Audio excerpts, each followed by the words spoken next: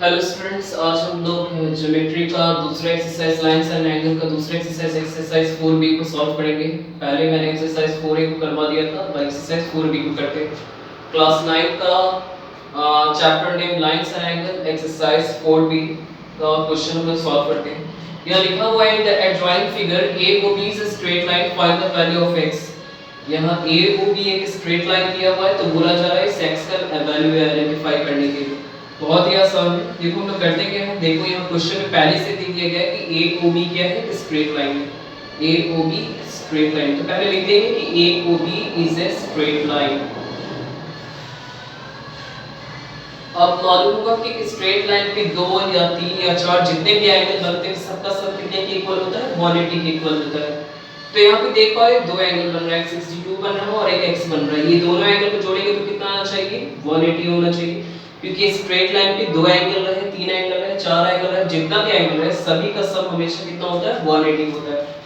तो इस straight line पे 2 एंगल है, पहला एंगल कौन है, 62 है और दूसरा एंगल कौन है, x है। इन जो दोनों को जोड़ने पर कितना आना चाहिए, 180 आना चाहिए। अब x को वैसे रहने देना है, इज इक्वल टू में पहले 180 को लिख देते हैं, 62 प्लस में इधर आके क्या हो जाएगा माइनस में। इसको जब हम लोग माइनस कर देंगे तो कितना आ जाएगा, 8 1 और फिर 1। ठीक है, ये हो गया आंसर। इसको नोट डाउन कर लीजिए। नेक्स्ट क्वेश्चन पे आते हैं।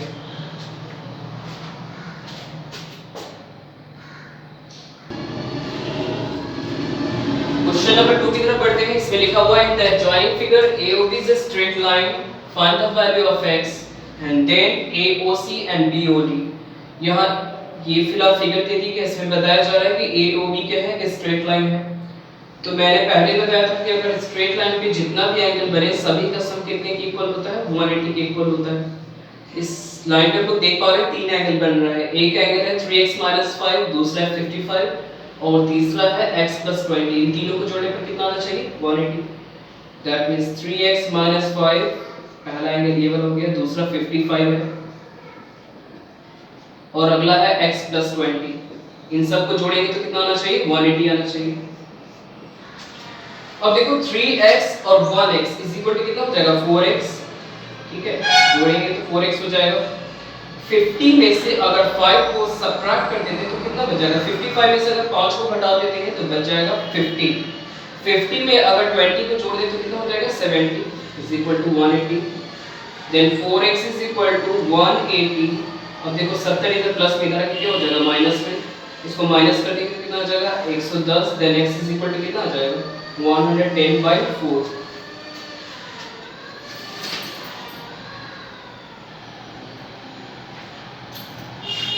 अब देखो इसको 2 के टेबल से काट सकते हैं, 2 के टेबल में 2 बार में और ये 2 के टेबल में कितने बार में, 55 बार में।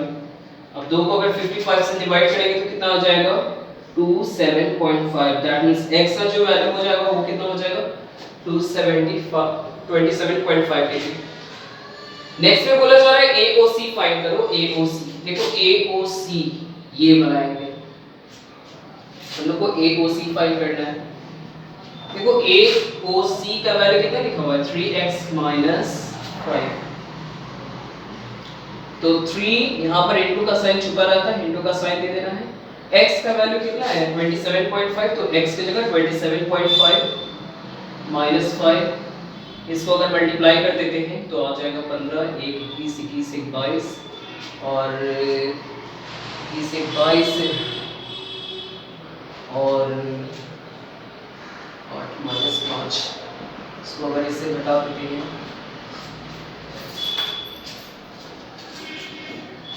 तो आ जाता है 77.5 डिग्री। नेक्स्ट उसी तरह से निकालना है BOD। देखो BOD निकालना है, तो BOD को देख पा रहे कितना दे दिया है, x 20।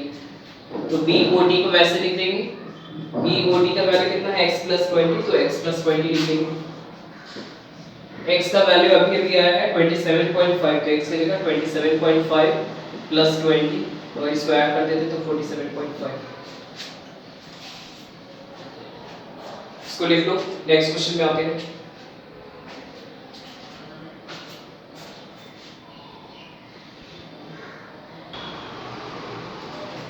क्वेश्चन नंबर 5 में बोला जा रहा है कि इस तरह से बोला जा रहा है कि ए ओ बी स्ट्रेट लाइन है जिसमें x, y और z का रेशियो दे दिया गया 5:4:6। तो यहाँ पे बताया जा रहा है कि x, y और z का वैल्यू निकालो। देखो बहुत ही आसान है, जैसे कि पहले ही मालूम होगा। देखो यहाँ पर x, y और z का जो रेशियो है वो कितना दे दिया गया है 5, 4 और ये 6। जब भी हम लोग रेशियो ब्रेक डाउन करते हैं, रेशियो जब भी ब्रेक डाउन होता है तो उस नंबर में हम लोग कुछ ना कुछ कांस्टेंट वेरिएबल नंबर को हम लोग मल्टीप्लाई करते हैं। मान लेते हैं एक वेरिएबल नंबर है, यहाँ पर मल्टीप्लाई करना है, यहाँ पर भी, यहाँ पर भी। इस तरह से x का वैल्यू कितना हो जाएगा 5a, y का वैल्यू कितना हो जाएगा 4a और z का वैल्यू कितना हो जाएगा 6a। तो जानते हैं कि अगर a o b straight line है, a o b straight line है, क्वेश्चन में पहले लिखा हुआ है कि a o b एक स्ट्रेट लाइन है। अगर a o b straight line होगा तो x, y और z, यहाँ पे तीन एंगल बन रहे हैं x, y और z। ये तीनों एंगल को जोड़ने पर कितना आना चाहिए 180 आना चाहिए। x का वैल्यू देख पा रहे 5a, y का वैल्यू 4a और z का value 6a is equal to 180। इन सबको अगर जोड़ देंगे तो कितना आ जाएगा 15a is equal to 180। 15 table में कितने बार में 12 बार में, तो a का वैल्यू कितना आ गया 12। अब a का वैल्यू निकल चुका है, हम लोग आसानी से है जो x, y, z का वैल्यू निकाल सकते हैं। जैसे x का वैल्यू हम लोग देख पा रहे हैं, तो x का वैल्यू यहाँ लिखा हुआ है 5a, तो 5a लिख देना है। दैट मींस 5 यहाँ पर इनटू का साइन छुपा हुआ है, a का वैल्यू अभी अभी आया है 12, तो 5 * 12 इज इक्वल टू 60 डिग्री। इस तरह y का निकालना है, y का वैल्यू यहाँ देखने पा रहे 4a दिया हुआ है, तो 4a लिख देना है। तो 4 यहाँ पर भी इनटू का साइन छुपा हुआ है, a का वैल्यू आया था कितना 12, तो a की जगह यहाँ पे 12 लिख देंगे। तो 4 × 12 कितना हो जाएगा 48, 48 डिग्री। और फाइनली z निकालना, z का वैल्यू कितना दिया हुआ है 6a, तो z is equal to 6a। That means 6 * a का वैल्यू कितना आया है 12, इसको मल्टीप्लाई कर देंगे तो कितना हो जाएगा 72 डिग्री। चेक करने का आसान तरीका है, इन तीनों एंगल को जोड़ने पर 180 आना चाहिए। देखो इन तीनों एंगल को जोड़ने पर 180 आ जाएगा। दैट मींस हमारा आंसर सही है। मैंने क्वेश्चन नंबर 3 और 4 को छोड़ दिया है क्योंकि वो बिल्कुल क्वेश्चन नंबर 1, 2 के जैसा ही है, इसलिए क्वेश्चन नंबर 3, 4 को खुद से आपको सॉल्व करना है। क्वेश्चन नंबर 5 को नोट डाउन कर लो। नेक्स्ट क्वेश्चन में आते हैं।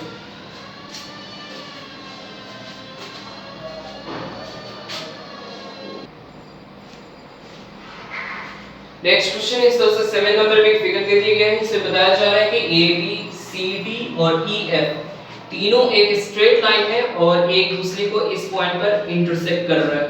तो यहाँ बताया जा रहा है कि x, y, z और t का वैल्यू निकालना है। बहुत ही आसान है। सबसे पहले हम तो जानते हैं कि मालूम होगा कि अगर दो लाइन एक दूसरे को अगर इंटरसेक्ट करता है तो हमेशा ये वाला एंगल और ये वाला एंगल क्या होगा इक्वल होगा। दोनों एंगल को हम लोग क्या कहते हैं वर्टिकल अपोजिट एंगल। मान लेते हैं कि अगर ये वाला एंगल 50 डिग्री है तो इसका जस्ट सामने वाला ऊपर एंगल भी कितना हो जाएगा 50 डिग्री हो जाएगा। तो इन दोनों को हम लोग वर्टिकल अपोजिट एंगल कहते हैं। सिमिलरली मान लेते हैं कि ये वाला एंगल मान लेते हैं 130 डिग्री है, तो इसका सामने वाला एंगल कौन है ये एंगल भी कितना डिग्री का हो जाएगा 130 डिग्री का हो जाएगा। दोनों किस तरह का एंगल है, ये दोनों वर्टिकल अपोजिट एंगल, ये दोनों भी वर्टिकल अपोजिट एंगल। तो वर्टिकल अपोजिट एंगल वाला क्यू लेकर के हम लोग इस क्वेश्चन को सॉल्व करते हैं। जैसे कि अगर हम लोग देख पाते हैं तो ये देखो जो CD है और EF है दोनों एक दूसरे को इस पॉइंट पे इंटरसेक्ट कर रहा है, तो ये एंगल और ये एंगल क्या है बिल्कुल इक्वल होगा। अगर ये 50 हो रहा है तो Z का वैल्यू भी कितना हो जाएगा 50। किस वजह से, क्योंकि ये क्या है vertical opposite angle, vertical opposite angle.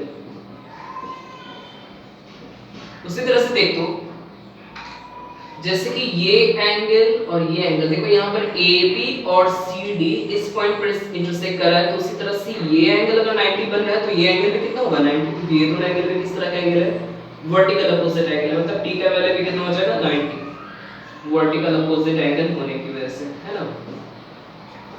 तो Z भी निकल गया, T भी निकल गया। अब हमें क्या निकालना है, अब हमें क्या निकालना है, चलो y निकाल सकते हैं। y निकल जाएगा तो x भी निकल जाएगा। देखो कैसे निकालते हैं y। देखो CD की स्ट्रेट लाइन है, राइट, CD की स्ट्रेट लाइन, तो CD अगर स्ट्रेट लाइन रहेगा तो ये तीनों एंगल का सम कितने इक्वल होगा 180, क्योंकि CD देख पा रहे हैं, अगर CD को अगर हम लोग देखें तो इसमें ये 3 एंगल बन पा रहे हैं ना, ये तीनों एंगल का सम कितने के इक्वल होगा 180। तो हम पहले लिखेंगे यहाँ पे कि CD एक स्ट्रेट लाइन है। यहाँ देखो अरे CD पर 3 एंगल बन रहा है, एक Z है, फिर एक Y है और फिर एक 90। ये तीनों एंगल का सम कितने के इक्वल होगा 180। अब ये z का वैल्यू को 50 निकाले, z की जगह यहाँ 50 लिख दो, y को वैसे लिख दो, और y इज इक्वल टू पहले 180 को लिख देना है, इन दोनों को जोड़ेंगे कितना हो जाएगा 140, 140 प्लस में इधर आके माइनस से माइनस कर देंगे तो कितना हो जाएगा 40 डिग्री। तो y का वैल्यू 40 डिग्री आ गया। अगर y का वैल्यू 40 है तो x का वैल्यू भी कितना हो जाएगा 40 डिग्री। ये दोनों एंगल भी कैसे है वर्टिकल अपोजिट एंगल है। अगर y का वैल्यू 40 होता है तो x का वैल्यू भी कितना हो जाएगा 40 डिग्री हो जाएगा, वर्टिकल अपोजिट एंगल होने की वजह से।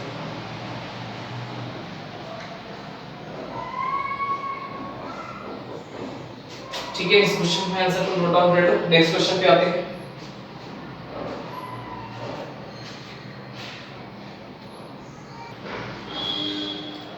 तो देख पा रहे हैं कि यहाँ पे भी 3 लाइन है, AB है, CD है और EF है, तीनों एक दूसरे को O पॉइंट पे इंटरसेक्ट कर रहा है। तो इसमें x का वैल्यू भी निकालना है, फिर AOD, COE और फिर AOE निकालना है। बहुत ही आसान है। हम लोग इसमें वर्टिकल अपोजिट एंगल का कांसेप्ट वाला तरीका लगाएंगे। जैसे कि हम लोग देख पा रहे हैं अगर ये एंगल 2x है तो इससे सामने वाला एंगल कितना होगा 2x होगा। अगर ये 3x है तो इससे सामने वाला एंगल कौन है ये, तो ये भी कितना हो जाएगा 3x। और ये अगर 5x है तो ये एंगल भी कितना हो जाएगा 5x, वर्टिकल अपोजिट एंगल होने की वजह से। और हम लोग जानते हैं कि एक सर्कुलर ट्यूब में एक पॉइंट के चारों तरफ कितने डिग्री का एंगल बनता है 360 का एंगल बनता है ना।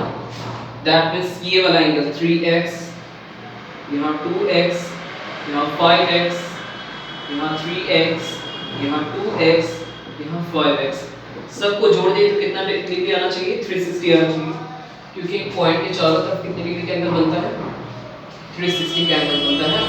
और सारे एंगल को अगर हम लोग जोड़ देते हैं तो आ जाता है 20x इज इक्वल टू, इन सबको जोड़ोगे 20 आ जाएगा। 20 को अगर हम काट देते तो 18 बार में, तो x का वैल्यू कितना हो जाएगा 18। अब क्वेश्चन में x का तो वैल्यू आ गया, अब बोल रहा है AOD निकालो।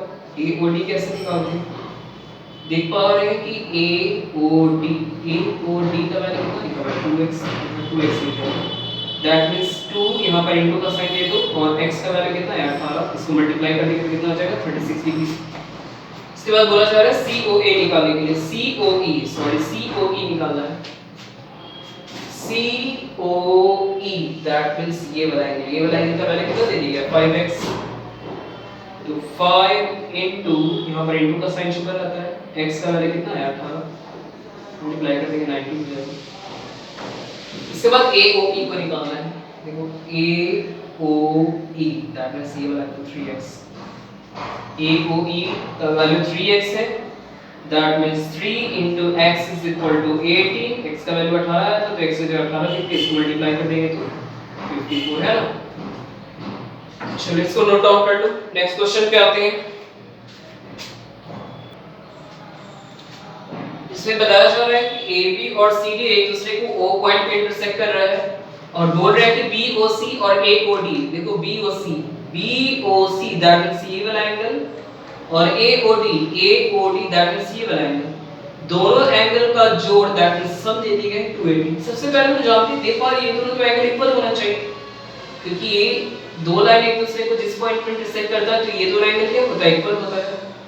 दैट मींस एंगल AOD, यहाँ जो एंगल AOD जो है वो किसके इक्वल होना चाहिए BOC के, क्योंकि ये किस तरह का एंगल है वर्टिकल अपोजिट एंगल। मैं शॉर्टकट में लिख दे रहा हूँ VOA that means vertical opposite angle. अब ये वाला वैल्यू को हम लोग इसमें पुट अप करेंगे। देख पा रहे हैं पहले से दिया हुआ है BOC plus AOD is equal to 280 दिया हुआ है। देखो AOD is equal to क्या दिया हुआ है BOC, इस पहले BOC को हम लिख देते हैं वैसे। देखो AOD is equal to क्या है BOC, तो यहाँ AOD की जगह हम लोग BOC पुट कर सकते हैं, क्योंकि AOD है जो BOC के इक्वल है, तो AOD की जगह हम लोग BOC डाल देते हैं is equal to 280। अब यहाँ 1 और यहाँ 1 that means 2BOC is equal to 280 2 की टेबल से कट जाएगी तो वर्ग में 140 वर्ग में, दैट मींस BOC का वैल्यू कितना आ जाएगा 140। तो अगर BOC का वैल्यू 140, अगर ये एंगल 140 आता है तो ये एंगल भी कितना हो जाएगा 140, AOD का वैल्यू भी कितना हो जाएगा 140 हो जाएगा, वर्टिकल अपोजिट एंगल होने की वजह से। तो हमारा दो एंगल तो निकल गया, बच गया ये दोनों एंगल, ये दोनों एंगल को भी हम निकाल दें। तो हम लोग देख पा रहे हैं कि AOB स्ट्रेट लाइन है, लिख देते हैं पहले AOB is a straight line.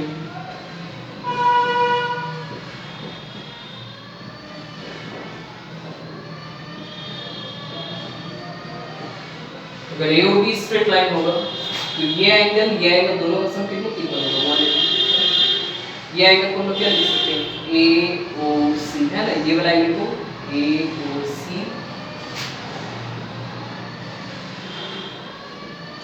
और ये एंगल को क्या लिख सकते हैं BOC इज इक्वल टू 180 है ना। ये एंगल का सम 180 के इक्वल होगा क्योंकि स्ट्रेट लाइन है, स्ट्रेट लाइन पे दो एंगल का सम 180 के इक्वल होगा। अब देख पा रहे हैं AOC को फिलहाल वैसे ही रहने दो। BOC देखो BOC का वैल्यू कितना है 140, हम BOC की जगह 140 लिख देते हैं इज इक्वल टू 180। अब 140 प्लस में इधर के क्या हो जाएगा माइनस कर देंगे, कितना आ जाएगा 140, 180 में से 140 घटा देंगे तो आ जाएगा 40 डिग्री। अगर ये 140 डिग्री तो BOD भी कितना हो जाएगा 140 हो जाएगा, वर्टिकल अपोजिट एंगल से 40। चलो नोट डाउन कर दे सबको।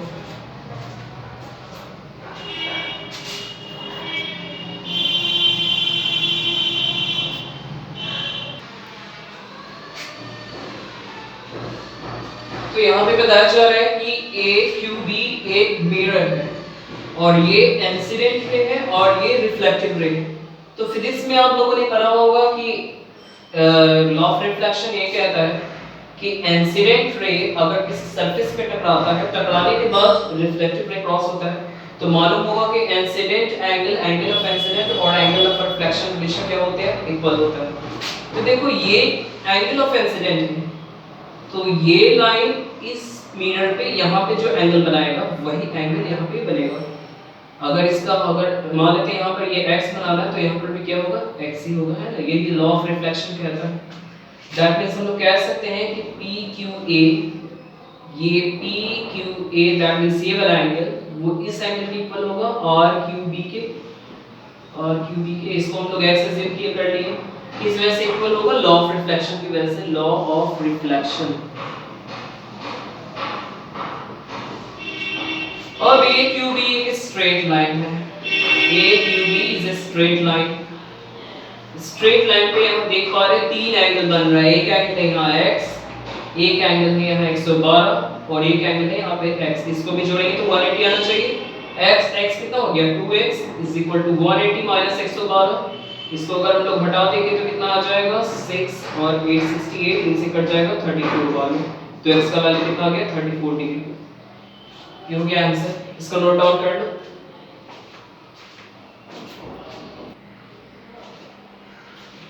तो यहाँ पूछा जा रहा है क्वेश्चन है, बहुत इंपॉर्टेंट क्वेश्चन है, बेसिक एग्जामिनेशन में हमेशा इस तरह का क्वेश्चन है जो पूछा जाता है, वेरी वेरी इंपॉर्टेंट क्वेश्चन।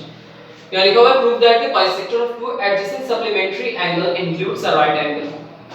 अब यहाँ सबसे पहले हमें जानना है, क्वेश्चन सॉल्व करने से पहले हमें जानना है सप्लीमेंट्री एंगल होता क्या है, what do you mean by supplementary angle. तो सप्लीमेंट्री एंगल मैंने पहले वाला जो वीडियो अपलोड किया था इस एक्सरसाइज का 4A में मैंने बताया था supplementary angle that means sum of two angle is equal to 90 degree is called supplementary angle। दो एंगल का सम अगर 90 डिग्री होता है तो उसको सप्लीमेंट्री कहते हैं, अगर दो एंगल का सम 90 डिग्री के इक्वल होता है तो उसे हम लोग कप्लीमेंट्री एंगल कहते हैं। तो पहले इसका फिगर हम लोग ड्रॉ कर लेते हैं। जानते हैं कि एक स्ट्रेट लाइन पे ही हमेशा है जो 180 का एंगल बनता है। तो यहाँ मान लेते हैं A को भी एक स्ट्रेट लाइन ले लेते हैं, यहाँ पर OC एक रे है। तो देखो यहाँ पर मैंने बताया था कि ये एंगल और ये एंगल दो एंगल बन रहा है, दोनों एंगल को जोड़ेंगे तो कितना आएगा 180 आ रहा है। दैट मींस ये दोनों एंगल किस तरह का एंगल होगा सप्लीमेंट्री एंगल होगा, क्योंकि सप्लीमेंट्री एंगल का भी सम 180 के इक्वल होता है। इसे बोला जा रहा है कि मान लेते हैं ये एंगल है BOC, इसको हम लोग बाइसेक्ट करते हैं। बाइसेक्ट का मतलब क्या होता है, दो इक्वल पार्ट में बांट देना। ये इसका बाइसेक्टर है, इसको हम लोग OE मान लेते हैं। एक एंगल यहाँ पर भी AOC, इसका भी बाइसेक्टर हम लोग को बनाना है, इसका भी बाइसेक्टर मान लेते हैं। OF इसका बाइसेक्टर है, तो एक बाइसेक्टर है OE है और एक बाइसेक्टर क्या है, OF है। तो बोलता है कि बाइसेक्टर, दोनों बाइसेक्टर के बीच में कितना डिग्री का एंगल बनता है, राइट एंगल बनता है, 90 डिग्री का एंगल बनता है। इसको हमको प्रूफ करना है। देखो प्रूफिंग बहुत ही आसान है, कैसे प्रूफ करेंगे देखते चले जाएं। सबसे पहले हम लोग गिवन में लिखना है, गिवन में क्या दिया हुआ था। गिवन में तो सबसे पहले एक लाइन दिया हुआ है, AOB एक स्ट्रेट लाइन दिया हुआ है।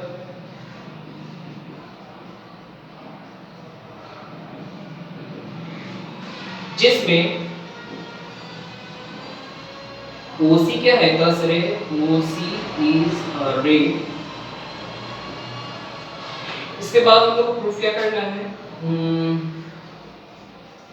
हम लोग को प्रूफ करना है कि ये जो एंगल है FOE वो कितने डिग्री का होगा, राइट एंगल बनाएगा, दैट मींस 90 डिग्री का होगा। इसको प्रूफ करना है, बहुत ही आसान है। देखो और क्या करते हैं, प्रूफिंग में आते हैं। सबसे पहले हम लोग देख पाते हैं कि जो एंगल BOC है, BOC को पहले देखते हैं। सबसे पहले BOC, अच्छा BOC का बाइसेक्टर कौन है, OE है। तो हम लिखेंगे कि OE is bisector of angle BOC, है ना। अगर OE इस एंगल का बाइसेक्टर होगा तो ये एंगल दोनों इक्वल होगा, क्योंकि बाइसेक्टर का मतलब होता है एंगल को दो इक्वल पार्ट में बांटना। ये एंगल इक्वल होगा, इस एंगल को हम लोग क्या लिख सकते हैं, BOE इज इक्वल टू, ये एंगल को क्या लिख सकते हैं, COE, है ना। ठीक है, हम क्लियर। अब ये वाला एंगल को देखो, AOC का बाइसेक्टर कौन है, OF।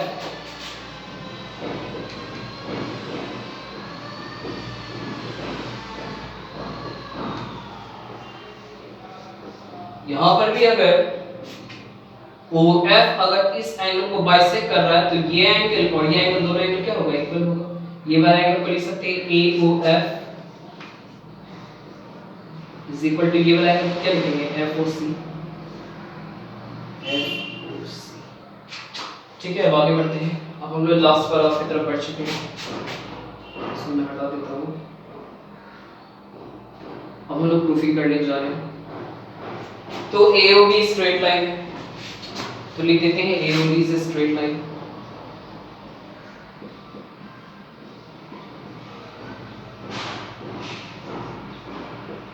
अगर AOB स्ट्रेट लाइन रहेगा, यहाँ पर देख पा रहे हैं, अब बाइसेक्टर ड्रॉ करने के बाद देखो कितना एंगल बन रहा है, 1 2 इधर 3 और ये 4 एंगल, 1 2 3 4, चारों एंगल को जोड़ेंगे कितना होना चाहिए, 180। ये वाला एंगल को क्या लिख सकते हैं, AOF प्लस ये वाला एंगल क्या लिख सकते हैं, FOC। इस एंगल क्या लिख सकते हैं, COE।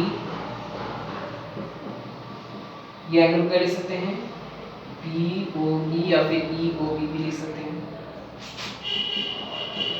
इज इक्वल टू 180 होना चाहिए। ऑलराइट, अब आते हैं, देखो यहाँ पे AOF किसके इक्वल है, FOC के। तो यहाँ AOF की जगह FOC लिख सकते हैं। इस FOC को वैसे ही रहने दो, आगे बढ़ते हैं। यहाँ देखो BOE किसके इक्वल है, COE के। ये COE को वैसे रहने देते हैं। यहाँ EOB का कहो या BOE कहो, दोनों बात सेम ही होता है। तो BOE किसके इक्वल है, COE।